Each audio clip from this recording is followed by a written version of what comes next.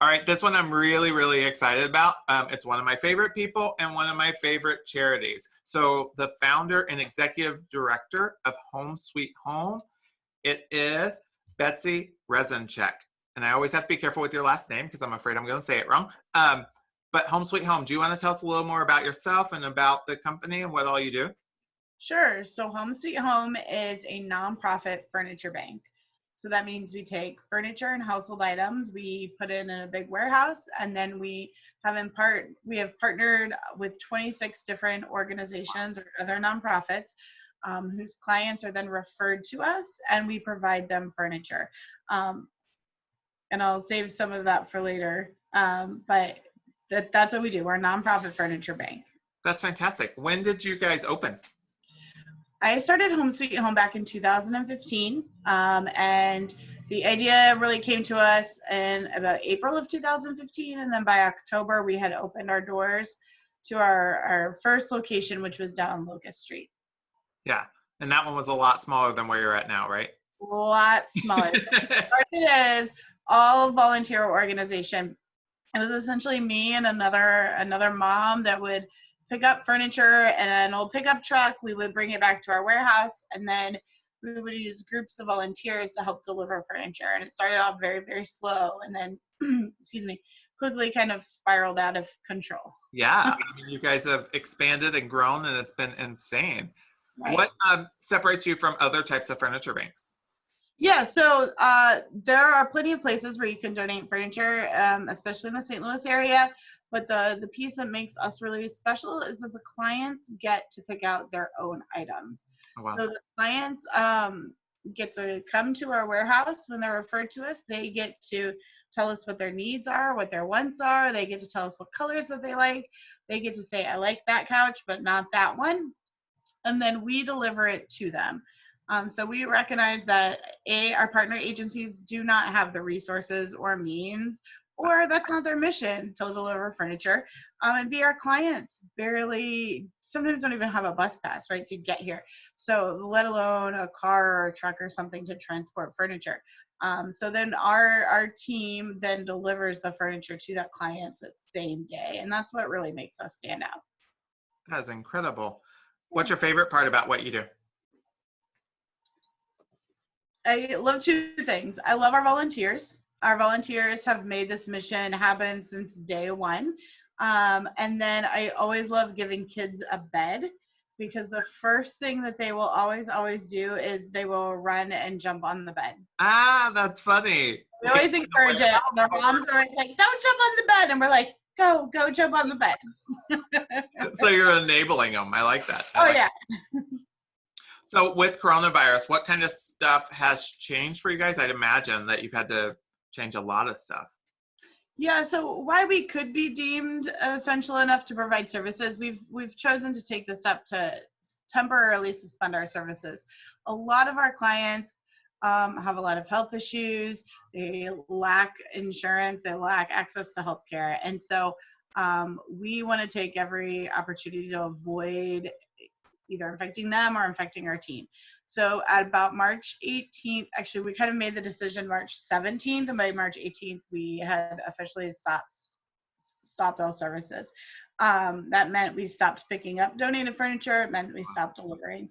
So almost immediately, our staff quit coming to the warehouse. Our trucks stopped running. And that was really, really kind of difficult, because I personally did not kind of anticipate the way that like such a sudden stop to something we have been doing for so long was going to affect me mentally. I'm a helper. I want to help. Like, that's my thing. And we didn't get that chance for like closure, right? It was just like, okay, all of a sudden this has become too dangerous. The county says you can't, there's a stay-at-home order. There's no final hugs, there's no final goodbyes, there's no like final wrap-up party. And so for just over a month now, we've made the decision to close. What we're looking at next is how, once we are able to safely begin services again, then what does that look like? Yeah. But right now, we're just holding down the fort, trying to find ways to engage our donors and our volunteers, and the people that are really interested in our mission in the meantime until we're able to start back up again. Until you are, while you're going through all this, what's a way that people can support you?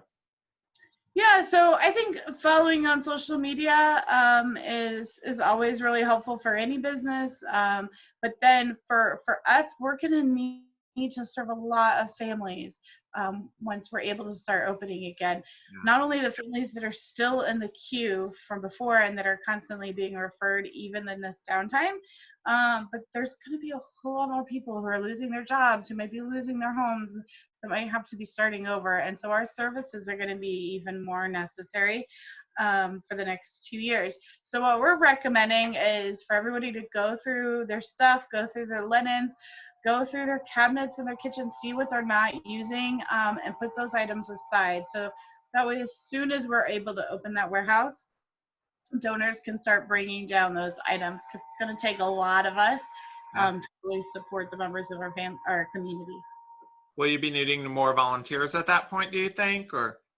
At some point we will. I think the struggle that not struggle, I think the conversation we're having is what does it look like when businesses are able to reopen, and what does that mean for nonprofits who rely on volunteers, when, especially if the call for safe reopening means limited people. Yeah. So you've been here at our warehouse when we had a lot of volunteers. There are maybe 30 plus people here that day, right? That may not be safe for quite a while. Yeah. So while we may need volunteers, they might be coming in smaller groups. We might be only able to have 1 or 2 people in the warehouse at a time, as opposed to 1 or 2 people just helping the one client. So I would say yes for volunteers, but also be patient with nonprofits, because there's just going to be a lot of people that want to volunteer, and we're going to have trouble plugging people in a way that keeps everybody safe. Good question. You mentioned your clients come from other companies. Do you take any outside clients, or is it strictly just through the outside They all need to come from those 26 organizations. Okay.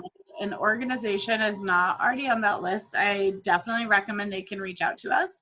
The reason that we've done that is because we want to be really intentional that we are partnering with nonprofits who have a strong case manager relationship with their client. So unlike some organizations which might be very, very useful, but they have a limited one-time interaction, a client might come in to pick up a computer or some food or something like that. We want to make sure that the case manager knows that family, knows what their needs are, perhaps most likely has even been in their apartment or their home, and is able to follow up with them afterwards.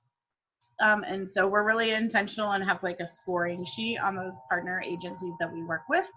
And being that we're only 4.5 years old, we've been just steadily growing. We've never wanted to be able to bite off more than we can chew.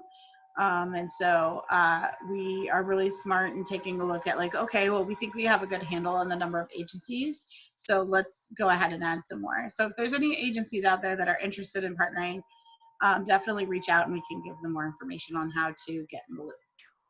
So for agencies, for people wanting to volunteer, show support, do you want to tell us what your website and your social media is? Yeah, so the website is Home Sweet Home, stl.org.